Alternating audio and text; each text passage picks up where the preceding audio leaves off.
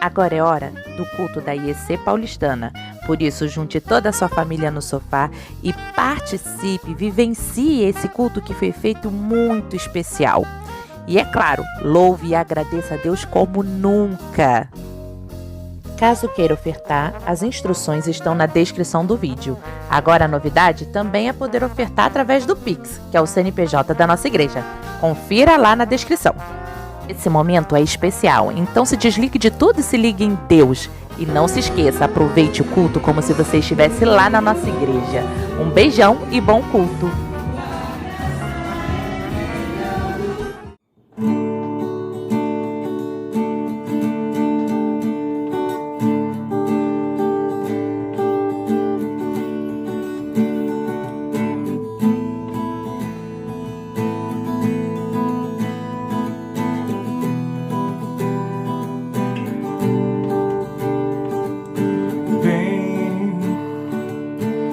Essa é a hora da adoração.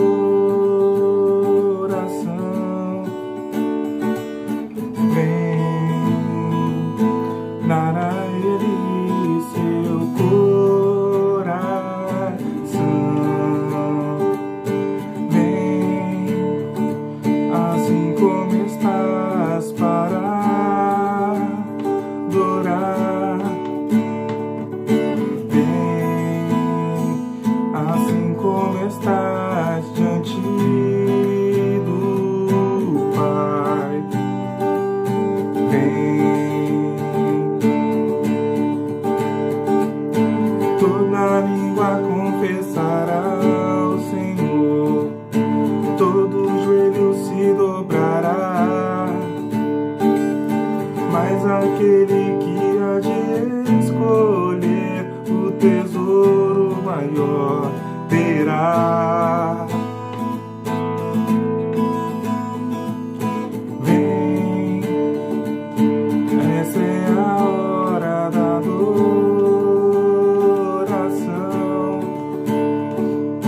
Vem dar a Ele seu coração. Vem assim como estás para adorar. Vem assim como estás diante do Pai. Vem. Toda língua confessará ao Senhor, todo joelho se dobrará, mas aquele que há de escolher o tesouro maior terá.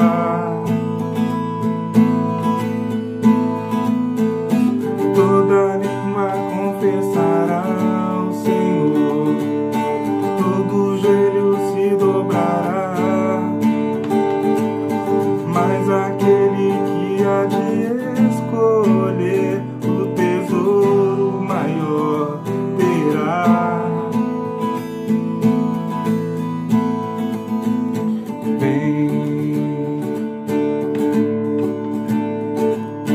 vem, vem.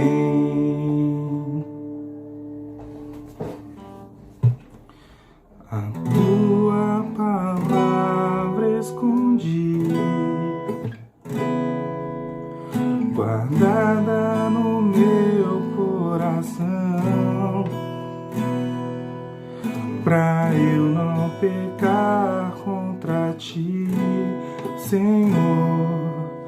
A tua palavra escondi,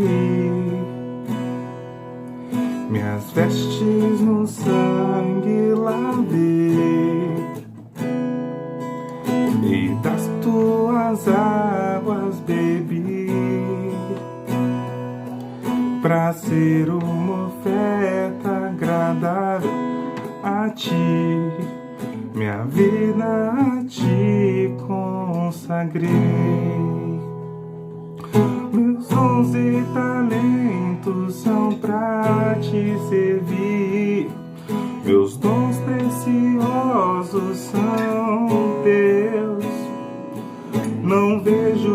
razão da minha vida sem ti. Tu és meu Senhor e meu Deus. Assim como o fogo refina o ouro,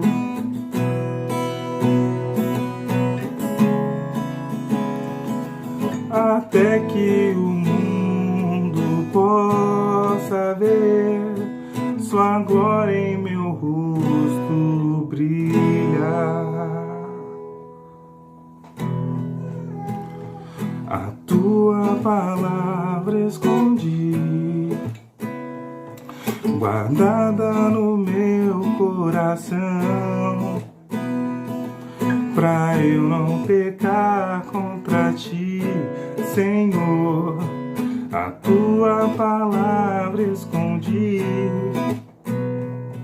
minhas vestes no sangue lavei, e das tuas águas bebi, pra ser uma oferta agradável a ti. Minha vida a ti consagrei. Meus dons e talentos são pra te servir, são teus. Não vejo razão da minha vida sem ti. Tu és meu Senhor e meu Deus. Assim como o fogo refina ouro,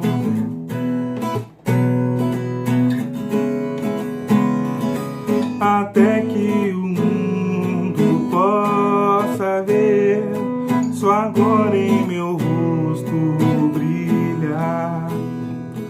Até que o mundo possa ver sua glória em meu rosto brilhar.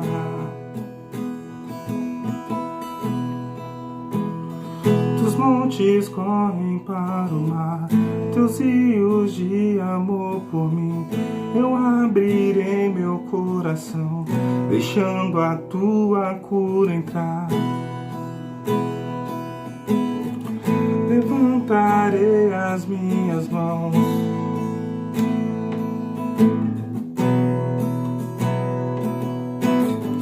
dos montes correm para o mar, teus rios de amor por mim. Eu abrirei meu coração, deixando a tua cura entrar. Levantarei as minhas mãos e me faz louvar-te. Cantarei teu amor pra sempre. Cantarei seu amor pra sempre. Cantarei seu amor pra sempre.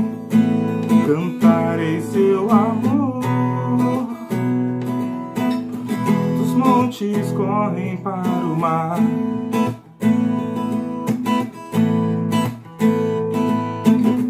deixando a tua cura entrar. Me alegro por te pertencer.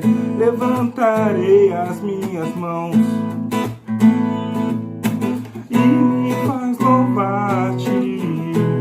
Cantarei teu amor pra sempre. Cantarei seu amor. Cantarei seu amor pra sempre. Cantarei seu amor. Meu coração exultar, de alegria eu canto.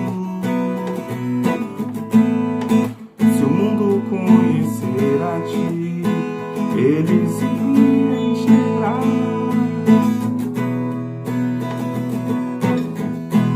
Cantarei seu amor pra sempre. Cantarei seu amor. Cantarei seu amor pra sempre.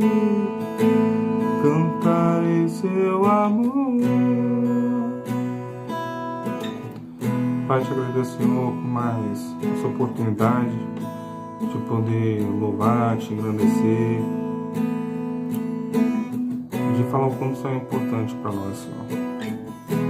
Peço para o Senhor abençoar esse culto e cuidar das nossas vidas, Pai. É o que eu te peço, em nome de Jesus, amém.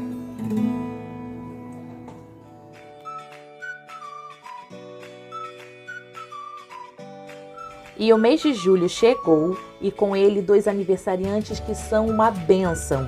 Temos no dia 19 o William e dia 22 a Alaine, dessa família Nunes que a gente ama demais e que faz muita diferença na nossa igreja. Vocês são bênção, a Alaine e o William. Um grande beijo, esse mês é de vocês! Oi, igreja linda! E nesse mês de julho, o projeto Ame Mais vai abençoar mais vidas. Além da entrega dos 120 cafés da manhã e do kit higiene, a gente também vai fazer a doação de roupas. E nesse mês de julho, o nosso encontro vai ser no dia 17, terceiro sábado do mês. Se você quer ajudar no dia da ação, esteja na igreja às 8 horas da manhã, tá bom? Vamos fazer a montagem dos kits e aí vamos nos dividir em 2 equipes. Uma equipe vai entregar os kits higiene e de café da manhã e outra equipe vai se concentrar na igreja para receber as pessoas que queiram doação de roupa. E assim a gente com certeza vai fazer mais uma vez a diferença. Parece pouco, mas isso já é muito. E vocês têm feito a diferença. A nossa igreja está repleta de gratidão por todo mundo que tem ajudado, colaborado com o seu tempo, feito doações e colaborado também com a doação dos pães e em dinheiro. E se você quer ajudar, também pode contribuir.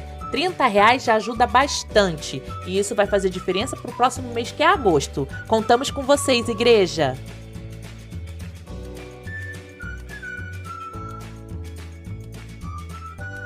Um último recado, igreja. Como no sábado do dia 17 ficou a ação do Projeto Ame Mais, a reunião de oração das mulheres passou para o sábado seguinte, dia 24 de julho, às 15 horas pelo aplicativo. Vamos lá, mulherada, programar a data e horário, porque as nossas orações fazem diferença e isso tem sido bênção para o nosso crescimento. Beijo grande! Paz, Igreja Paulistana, que Deus abençoe vocês. Primeiro culto do mês de julho, primeiro culto do segundo semestre. E nós vamos refletir hoje num texto bastante interessante, que é Isaías 32, de 1 a 8. É um texto que nos ensina sobre algo que, se fosse escrito para hoje, pareceria que esse texto está escrito agora, para os nossos dias. Então vamos orar, convidando o Senhor Jesus para fazer parte desta celebração, e hoje também a Santa Ceia, que Ele se assente entre nós. Pai, nós te convidamos em nome de Jesus para estar assentado entre nós. A IEC Paulistana, Pai amado, está reunida agora de forma virtual, cada um em um seu lugar, Senhor, mas o Senhor, como é Rei, Deus de todas as coisas, o Senhor está presente em todos os lugares, o Senhor está assentado no nosso meio, porque nos reunimos nessa tarde em nome de Jesus.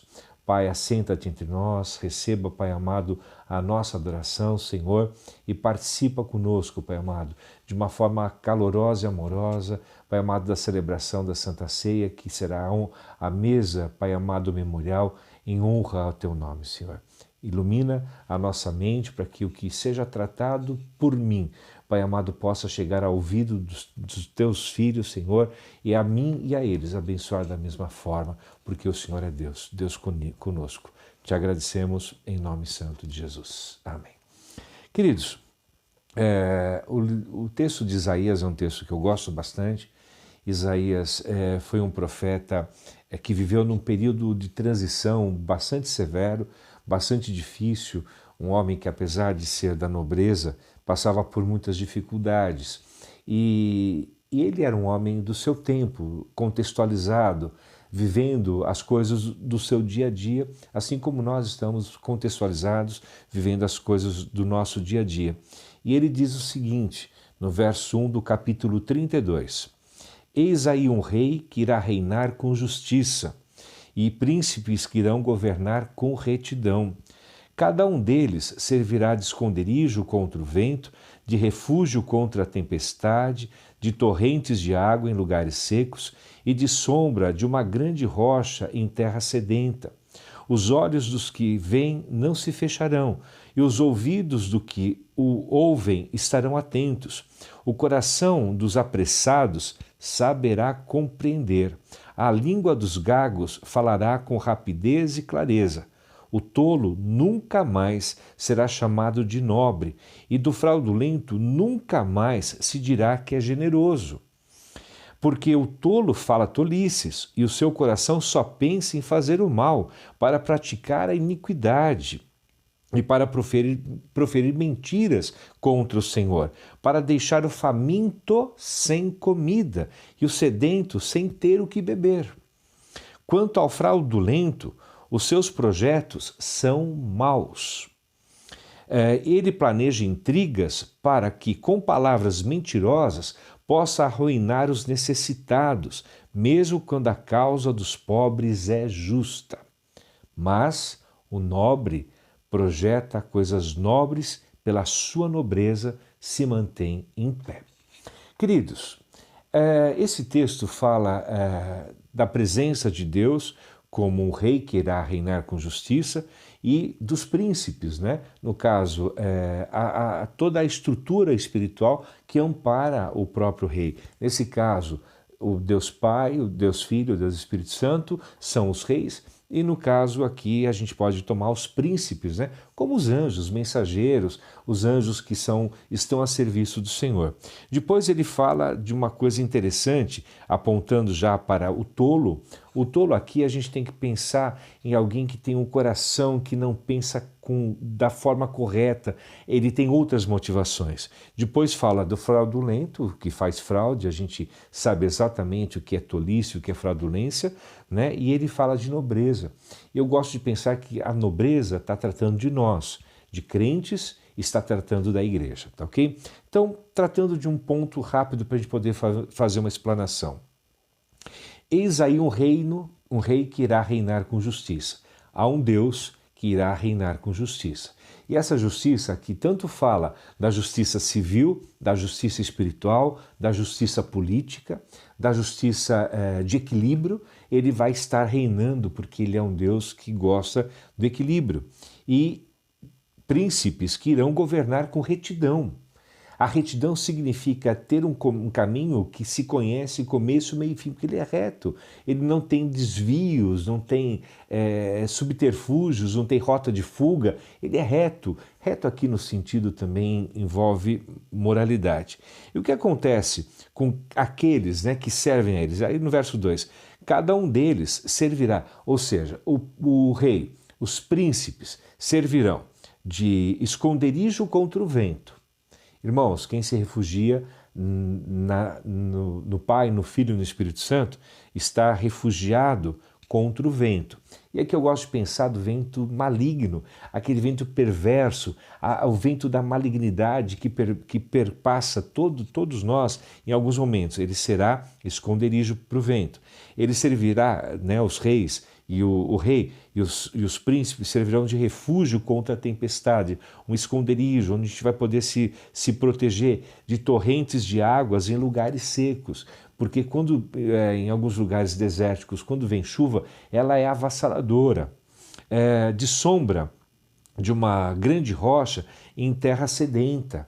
Então aqui nós podemos entender que essas figuras tratam de proteção a tudo que possa nos atormentar. Pensando num lugar como de Isaías, um lugar desértico, né, irmãos? Tá? Aí ele diz a partir do verso 3, os olhos dos que veem não se fecharão. Ou seja, irmãos, os olhos de quem está olhando não vai se fechar, nós continuaremos enxergando. Aí a ideia de vigiar, de perceber as coisas, de ficar olhando com atenção, discernindo as coisas, né?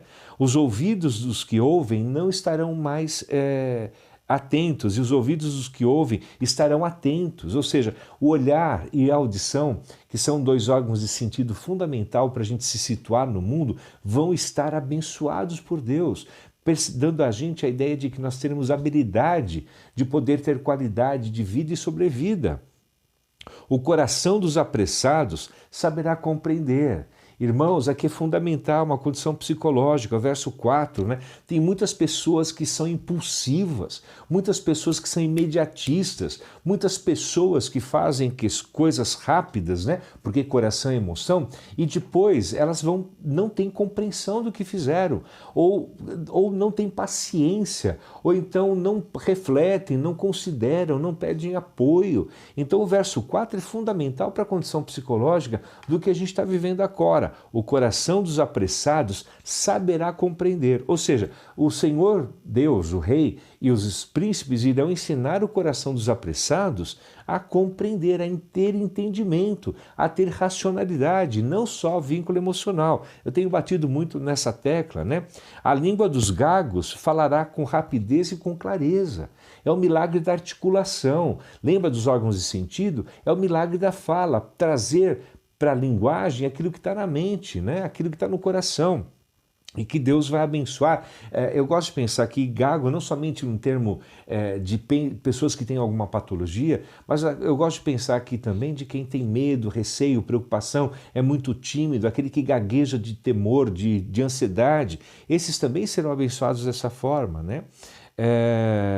E depois ele começa a falar do verso 5 do comportamento maldoso de pessoas que são tolas. Aqui tolas no sentido de que não são loucos, no sentido antigo que se falava insanos. São pessoas que têm uma ideia corruptiva mesmo, que a ideia faz tudo com intenções maldosas para ganhar vantagem. Então o tolo nunca mais será chamado de nobre. Irmãos, olha aqui, quantas vezes nós chamamos de nobre tolos. Quantas vezes a gente se reverencia como se fossem nobres? Quem é tolo e só faz tolice para nós, e só nos destrói, nos machuca. E aí a gente vê bem lá embaixo que a gente não vai chamá-los mais de nobres, ou seja, de alguém que tem cultura, informação, capacidade, alguém que faz de uma forma certa, tem prestígio, tem honra, entre aspas, né? Então esse tolo nunca mais será de nobre. E o fraudulento, aquele que faz fraude, nunca mais se dirá que é generoso. Quantas vezes nós confundimos generosidade, imaginando que era generosidade, mas no fundo era fraude. Dava R$1 aqui e desviava R$100 ali. Dava um valor aqui de X e levava 100X ali. Esse fraudulento, esse não vai mais ser considerado generoso. Porque quando ele corrompe e ele é considerado generoso, é só para os outros, né? Mas ele está levando uma fortuna em cima dessa generosidade. Aí o verso 6 explica, porque o tolo fala tolices, ou seja, ele fala o que vem à mente, ele fala bobagem, ele não tem preocupação com as coisas, ele fala tolice, ele fala bobagem porque está assim o coração dele. Então ele não está nem por aí. E o seu coração só pensa em fazer mal, pensando que na época o coração era a fonte do pensamento. Então o coração desses homens pensava em fazer o mal, em como estrategiar, como ganhar lucro, como roubar melhor, como enganar melhor, como fazer um contato fraudulento, como fazer as pessoas perderem, como corromper, como enganar, como poder extorquir, o estelionatário, como fazer maldade para que o outro acredite que aquilo é verdade. Ele planeja o mal, ele vai deitar à noite pensando em como fazer mal para enganar as pessoas, ele levanta de manhã pensando em como enganar as pessoas e ele torce para encontrar essas pessoas no meio do caminho e enganá-las, fazê-las como vítimas, né? E aí por quê? Para praticar a iniquidade e para proferir mentiras contra o Senhor, para deixar o faminto sem comida e o sedento sem ter água para beber.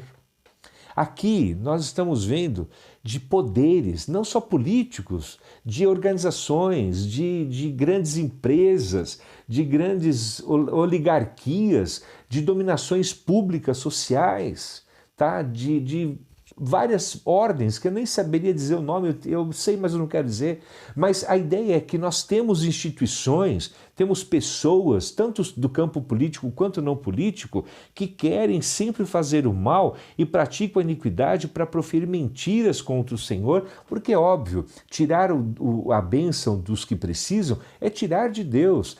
Mateus 25 diz isso, toda vez que a gente dá uma água, dá um pão, dá uma coberta, visita um preso, a gente acolhe um estrangeiro, a gente está fazendo ao Senhor. Porque todos esses são pequeninos, eles são incapazes de fazer alguma coisa por si próprio. Então, exatamente essas pessoas, essas organizações, essas podem ser de qualquer natureza, política, religiosa, qualquer civil, social, elas pensam em como arrancar dinheiro das pessoas. E com isso, na ponta tem gente passando fome, na ponta tem gente passando sede, porque não tem o que beber, não tem o que comer. Você conhece isso no nosso país? Você conhece algum lugar do nosso país onde as pessoas não podem comer, onde as pessoas não podem beber e aonde ninguém foi lá levar qualquer tipo de benefício? Em Israel eles conseguem retirar água do ar seco. Existe uma máquina que parece um ar-condicionado gigante que consegue tirar do ar seco água, 500 litros de água. E aqui nós temos uma região enorme do país onde a gente vê esses miseráveis, porque não tem outra palavra para defini-los. Miséria. Dentro de uma instituição como o nosso país, que produz alimento para 1 bilhão de pessoas no mundo. 1 bilhão de pessoas no mundo. Vocês conseguem entender, irmãos, que há uma relação? Vocês conseguem, mas não estou falando de política, não estou falando de ONG, não estou falando de nenhum setor, eu só estou apresentando um dado.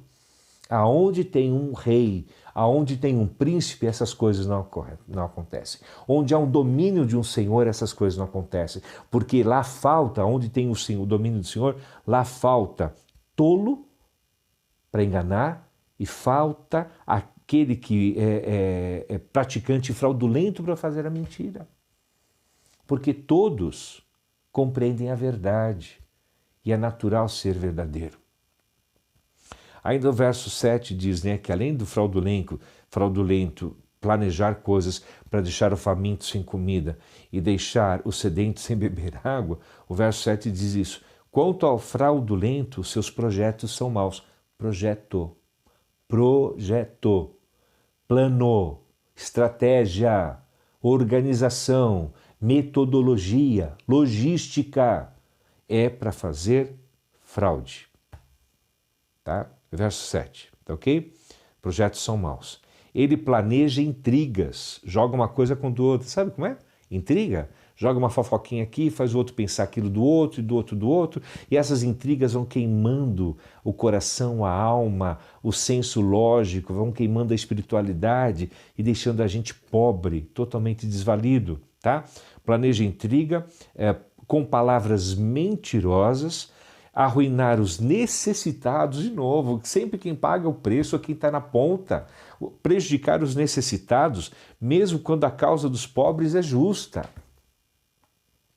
Mesmo quando a causa dos pobres é justa. Irmãos, eu tomo aqui por mim que qualquer causa de pobre é justa por natureza. Qualquer causa do pobre é justa por natureza.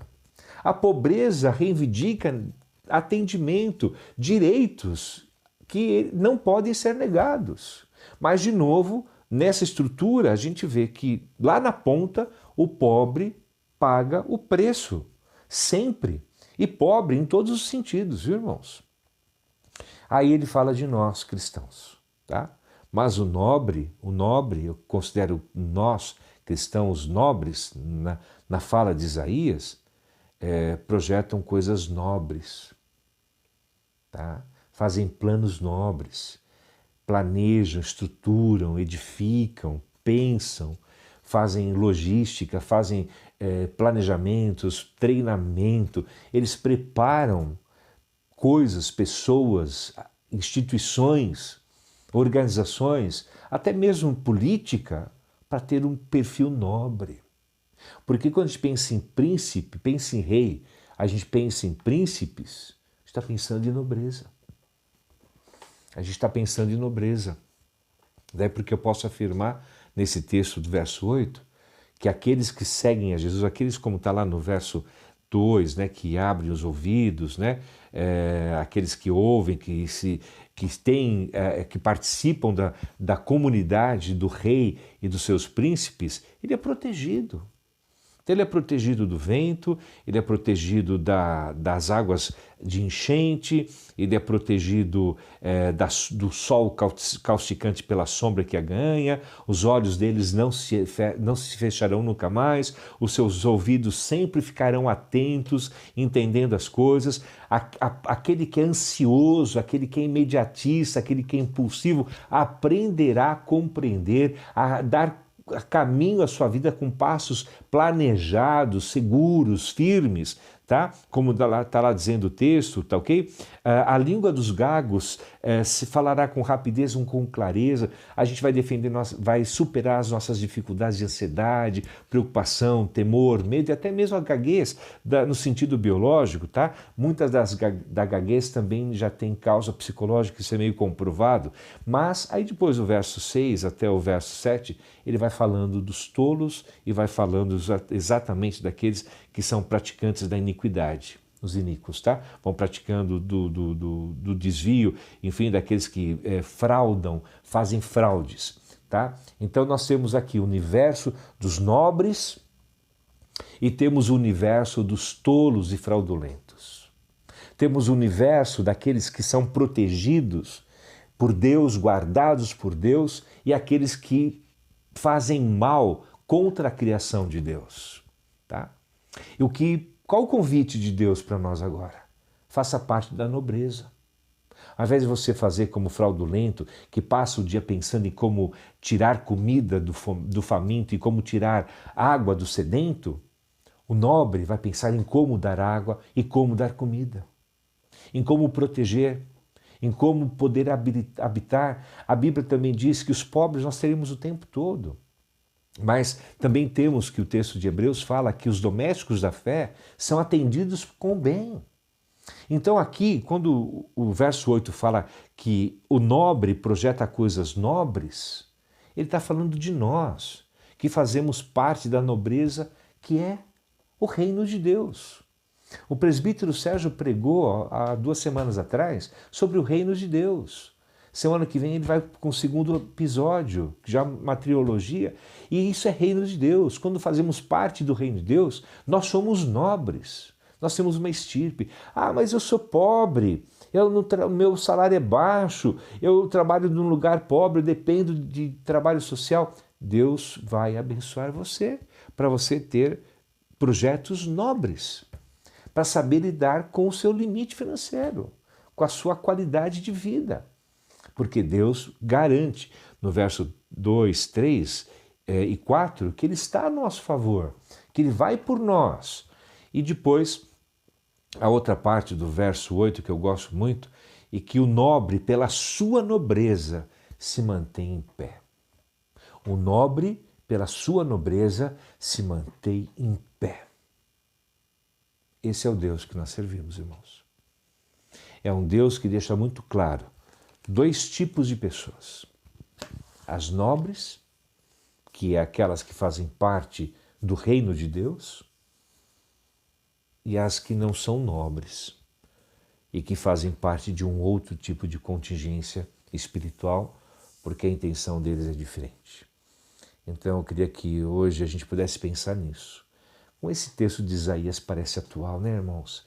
Se a gente mudasse aqui algumas palavras, colocasse algumas coisas a mais, um nomezinho aqui, outro nomezinho, parecia que esse texto foi escrito por um homem que está vivendo a pandemia do século XXI. E, em especial, a realidade sociopolítica e espiritual do Brasil. Parece que fala da gente. E esse texto foi escrito 7 séculos antes de Jesus. Como já estamos há 3 milênios, imagina o tempo, né? O 3º milênio depois de Jesus. Olha o tempo que isso foi escrito, irmãos. Mas sejamos nobres. Irmão, irmã, adolescentes, crianças, homens, mulheres, sejam nobres. Façam planejamentos nobres e pela sua nobreza se mantenham em pé, porque você vai estar protegido pela parte do Senhor, guardado através da sua potente mão. Que Deus nos dê graça que a gente possa entender que o reino de Deus é nobre e quem faz parte do reino de Deus combate a tolice e combate o fraudulento, que tenta tirar, extorquir o direito do pobre, deixando que ele morra de fome, que ele morra de sede e que ele fique jogado à míngua. Que Deus possa ter misericórdia no nosso país, que o Senhor Deus sare a nossa terra. Ela não está doente só da pandemia não, irmãos. A pandemia só mostrou que Brasil de verdade sempre existiu e que agora o véu tirado todos podem ver. E espero que essa realidade, os olhos que não se fecham mais, os ouvidos que não se fecham mais, ficam atentos, possam fazer com que a gente seja cidadão da terra, mas também cidadão dos céus, de uma forma mais íntegra e que a gente possa gritar pelos direitos dos famintos e dos sedentos, porque uma das funções da igreja é ser nobre, planos nobres e manter-se em pé pela sua nobreza, denunciando a tolice e denunciando a corrupção e a fraude. Que Deus nos abençoe. Eu olho para a cruz e para a cruz eu vou, do seu sofrer participar, da sua obra vou cantar. Meu Salvador na cruz mostrou o amor do Pai, o justo Deus.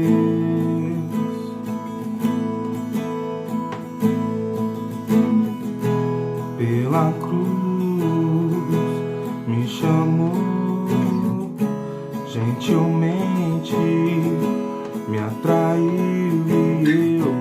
Sem palavras me aproximo, quebrantado o seu amor.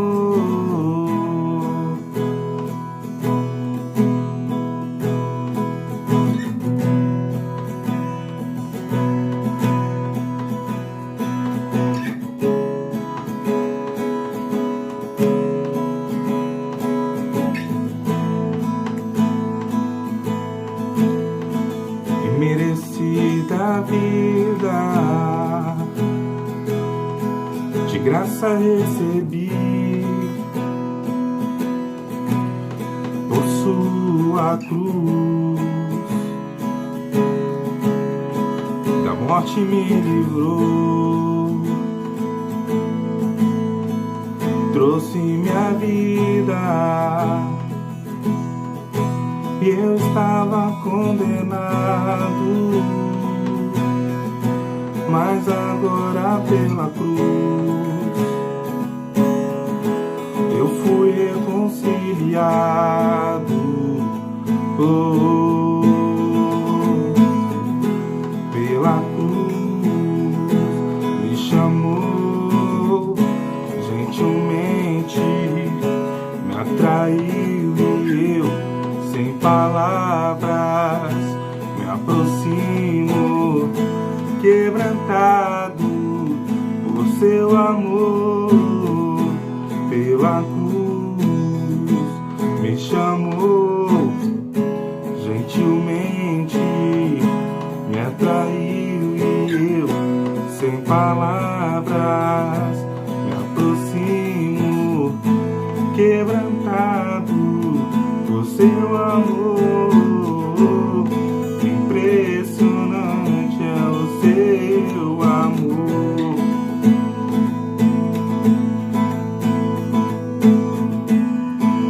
Me redimiu e me mostrou o quanto és fiel. Impressionante é o seu amor.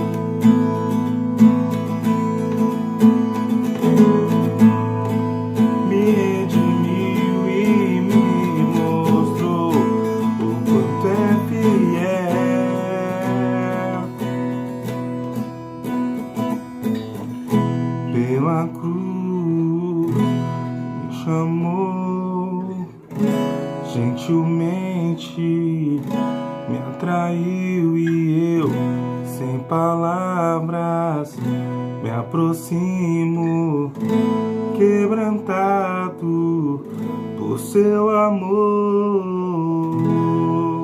Hoje é dia de Santa Ceia.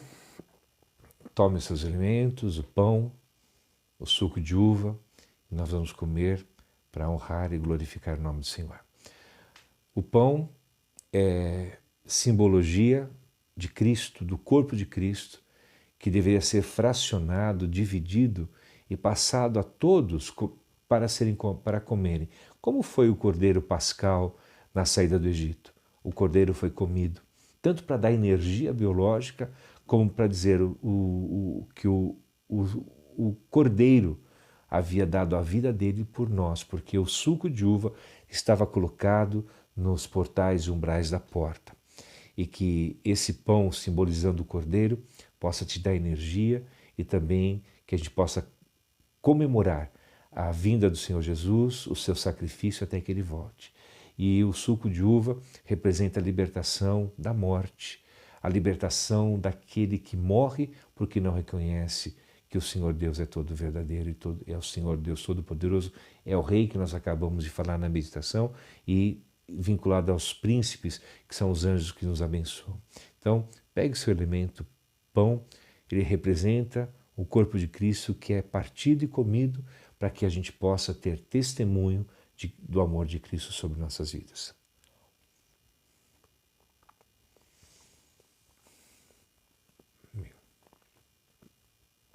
Da mesma forma, tome o suco de uva, porque ele representa o sangue da nova aliança, uma aliança na qual não precisa mais os cordeiros morrerem para poder a gente ter os nossos pecados cobertos.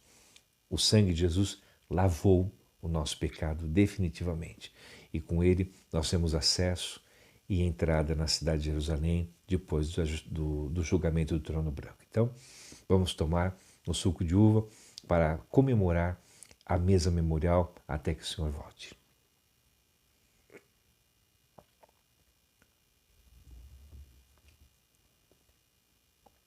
Amém, Senhor. Glória a Deus.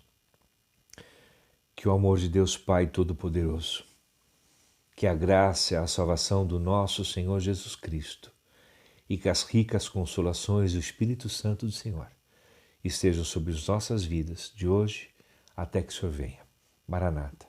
Esperamos o Senhor voltar, Jesus. Amém. Queridos, Deus abençoe vocês, que a gente possa ter uma semana de bênção e semana que vem nós estaremos aí ministrando. Fiquem em paz.